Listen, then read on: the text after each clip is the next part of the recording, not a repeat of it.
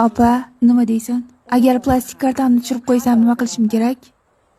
Agar plastik kartangni tushirgan bo'lsang, bankka borib qayta tiklatishing kerak. Nega shunchaki egilib bosam bo'lmaydimi?